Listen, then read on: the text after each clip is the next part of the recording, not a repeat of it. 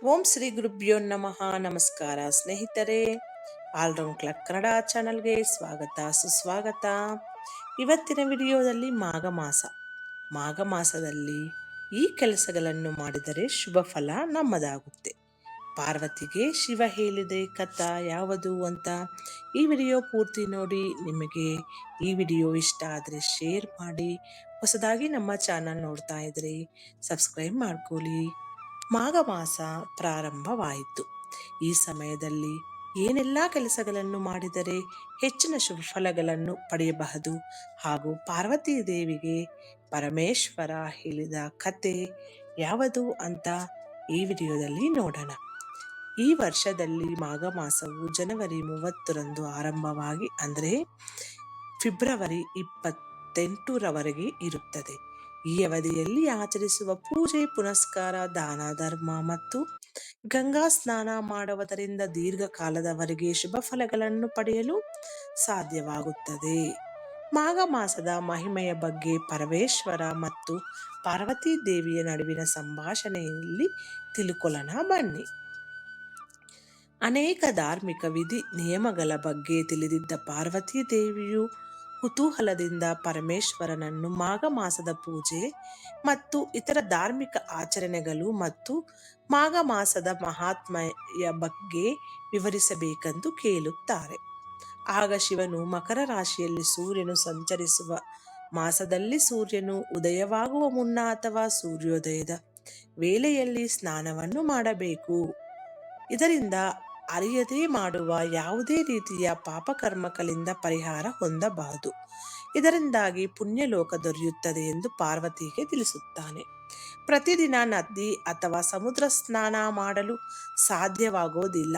ಆದ್ದರಿಂದ ಕನಿಷ್ಠ ಪಕ್ಷ ಒಂದು ಹಸುವು ನಿಂತಾಗ ಅದರ ಪಾದ ಮೊಳಗುವಷ್ಟು ನೀರಿದ್ದಲ್ಲಿ ಅಲ್ಲಿಯೂ ಸ್ನಾನವನ್ನು ಮಾಡಬಹುದು. ಮಾಘ ಮಾಸದಲ್ಲಿ ಸೂರ್ಯೋದಯದ ವೇಳೆಯಲ್ಲಿ ಕೆರೆ, ಕಾಲುವೆ ಅಥವಾ ಇನ್ಯಾವುದೇ ನೀರಿರುವ ಸ್ಥಳದಲ್ಲಿ ಸ್ನಾನ ಮಾಡಿದರೆ ಅದು ಗಂಗಾ ಸ್ನಾನ ಅಥವಾ ಪುಣ್ಯ ಸ್ನಾನಕ್ಕೆ ಸಮಾನವಾಗುತ್ತದೆ. ಹರಿಯುವ ನೀರಿರುವ ಪ್ರದೇಶದಲ್ಲಿ ಮಾಡುವ ಸ್ನಾನದಿಂದ ವಿಶೇಷ ಪುಣ್ಯಗಳು ದೊರೆಯುತ್ತದೆ. ಮಾಘ ಸ್ನಾನದಿಂದ ಯಾರು ಯಾವ ಪ್ರಯೋಜನಗಳನ್ನು ಪಡೆದರು? ಪುರಾಣ ಗ್ರಂಥಗಳಲ್ಲಿ ಇಂತಹ ಸ್ನಾನದಿಂದ ಒಂದು ಹೆಣ್ಣು ನಾಯಿಗೆ ಮುಕ್ತಿ ದೊರೆತ ಬಗ್ಗೆ ಮಾಹಿತಿ ದೊರೆಯುತ್ತದೆ. ಮಹರ್ಷಿ ವಿಶ್ವಾಮಿತ್ರರಿಗೆ ತಾವೇ ಮಾಡಿದ ತಪ್ಪಿನಿಂದಾಗಿ ಕೋತಿಯ ಮುಖವೂ ಮಾಡಿರುತ್ತದೆ. ಹಿರಿಯರ ಆದೇಶದಂತೆ ವಿಶ್ವಾಮಿತ್ರರು ಮಾಘ ಸ್ನಾನವನ್ನು ಮಾಡುತ್ತಾರೆ. ಅನಂತರ ಅವರಿಗೆ ಇದ್ದ ಕೋತಿಯ ಮುಖವು ಮರೆಯಾಗುತ್ತದೆ. ಉಚಿತ ಮಾರ್ಗದಲ್ಲಿ ಸಂಸ್ಕಾರ ಆಗದೇ ಇದ್ದ ಪ್ರೇತಾತ್ಮವು ಮಾಘ ಸ್ನಾನವನ್ನು ಮಾಡುತ್ತದೆ. ಇದರಿಂದಾಗಿ ಮುಕ್ತಿಯನ್ನು ಪಡೆಯುತ್ತದೆ. ದೇವರಲ್ಲಿ ನಂಬಿಕೆ ಇಟ್ಟಿದ್ದ ಭಕ್ತನೊಬ್ಬನು ಮಾಘ ಸ್ನಾನದ ನಂತರ ಹರಿಹರಲ್ಲಿ ಭೇದವಿಲ್ಲ ಎಂದು ಜಗತ್ತಿಗೆ ತಿಳಿಸಿಕೊಡುತ್ತಾನೆ. ಪರಿಪೂರ್ಣ ವಿದ್ಯಾವಂತರಾಗಿದ್ದ ಋಷಿಮುನಿಗಳ ನಡುವೆ ದೊಡ್ಡ ಪ್ರಮಾಣದ ಕಲಹ ಉಂಟಾಗುತ್ತದೆ. ಇಂತಹ ಸಂದರ್ಭದಲ್ಲಿ ಮಾಘ ಸ್ನಾನದಿಂದ ಈ ಕಲಹವು ಅಂತ್ಯಗೊಳ್ಳುತ್ತದೆ. ಮಾಘ ಸ್ನಾನದಿಂದ ಶಿವ ಮತ್ತು ಬ್ರಹ್ಮ ನಡುವಿನ ಕಲಹ ಅಂತ್ಯ. ಶಿವನು ಸಂದರ್ಭವೊಂದರಲ್ಲಿ ಬ್ರಹ್ಮವನ್ನು ನಿಂದಿಸುತ್ತಾನೆ. ಇದೇ ರೀತಿಯಲ್ಲಿ ದಕ್ಷ ಯಜ್ಞದ ವೇಳೆಯಲ್ಲಿ ಸ್ವಯಂ ಬ್ರಹ್ಮನು ಶಿವನನ್ನು ನಿಂದಿಸುತ್ತಾನೆ. ಈ ವಿಚಾರಗಳು ತಾರಕಕ್ಕೆ ಏರುತ್ತದೆ. ಬ್ರಹ್ಮ ಕಪಾಲವು ಶಿವನ ಕೈಗೆ ಬರುತ್ತದೆ, ಆದರೆ ಅದು ಶಿವನ ಕೈಬಿಟ್ಟು ಹೋಗುವುದಿಲ್ಲ. ಹಾಗೆಯೇ ಕಪಾಲವು ಬೇರೆಯವರು ನೀಡಿದ ಭಿಕ್ಷೆಯಿಂದ ತುಂಬುವುದೂ ಇಲ್ಲ. ಅಂದರೆ ಶಿವ ಮತ್ತು ಬ್ರಹ್ಮರು ಮಾಘ ಸ್ನಾನವನ್ನು ಮಾಡುತ್ತಾರೆ. ಅನಂತರ ಇವರಿಬ್ಬರ ನಡುವಿನ ಕಲಹವು ವಿಷ್ಣುವಿನ ಮಧ್ಯಸ್ಥಿಕೆಯಿಂದ ಪರಿಹಾರಗೊಳ್ಳುತ್ತದೆ. ಪ್ರತಿದಿನವೂ ಸೂರ್ಯೋದಯದ ಮುನ್ನ ಸ್ನಾನವನ್ನು ಮಾಡಲು ಸಾಧ್ಯವಾಗದೆ ಹೋದಲ್ಲಿ ಹುಣ್ಣಿಮೆ ಮತ್ತು ಏಕಾದಶಿಯ ದಿನಗಳಂದು ಸ್ನಾನ ಮಾಡುವುದರಿಂದ ಪಾಪ ವಿಮುಕ್ತರಾಗಲು ಸಾಧ್ಯ ಎಂದು ಶಿವನು ಪಾರ್ವತಿಗೆ ತಿಳಿಸುತ್ತಾನೆ. ಆದ್ದರಿಂದ ಹುಣ್ಣಿಮೆ ಅಥವಾ ಏಕಾದಶಿಯ ದಿನಗಳಂದು ನದಿ ಅಥವಾ ಸಮುದ್ರದಲ್ಲಿ ಸ್ನಾನ ಮಾಡುವುದು ಶ್ರೇಷ್ಠ. ವಯೋವೃದ್ಧರು ಪುಣ್ಯ ನದಿಗಳಲ್ಲಿ ನೀರನ್ನು ಸಂಗ್ರಹಿಸಿ ಮನೆಯಲ್ಲಿಯೇ ಸ್ನಾನವನ್ನು ಮಾಡಬಹುದು. ಇದರಿಂದ ಶುಭ ಫಲಗಳನ್ನು ಪಡೆಯಬಹುದು. ಮಾಘ ಮಾಸದಲ್ಲಿ ಮುಖ್ಯವಾಗಿ ಶ್ರೀಹರಿಯ ಪೂಜೆಯನ್ನು ಮಾಡಬೇಕು. ಹೆಣ್ಣು ಮಕ್ಕಳಿಗೆ ಮೊರದ ಬಾಗಿನ ನೀಡಿ ಅವರಿಂದ ಆಶೀರ್ವಾದವನ್ನು ಪಡೆಯಬೇಕು.